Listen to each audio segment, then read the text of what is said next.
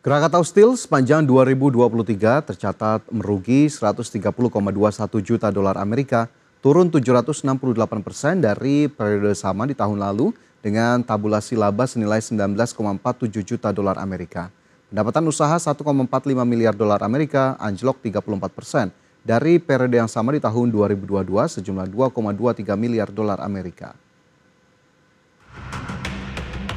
PT Krakatau Steel Tbk atau emiten KRAS sepanjang 2023 rugi 130,21 juta dolar Amerika, turun 768% dari periode yang sama tahun lalu dengan tabulasi laba senilai 19,47 juta dolar Amerika.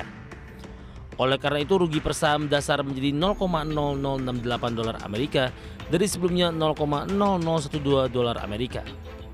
Pendapatan usaha 1,45 miliar dolar Amerika anjlok 34% dari periode sama tahun 2022 sejumlah 2,23 miliar dolar Amerika. Beban pokok pendapatan 1,34 miliar dolar Amerika susut dari akhir 2022 sebesar 2,03 miliar dolar Amerika.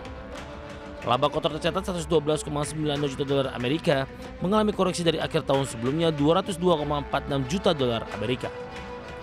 Beban penjualan 25,28 juta dolar Amerika berkurang dari 26,62 juta dolar Amerika.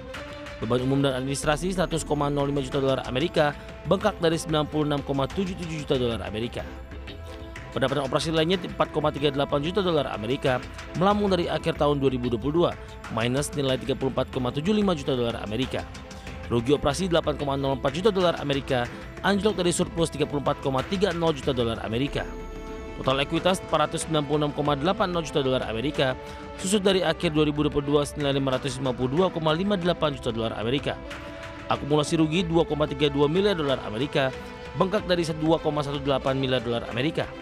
Total liabilitas 2,35 miliar dolar Amerika turun tipis dari akhir 2022 senilai 2,60 miliar dolar Amerika.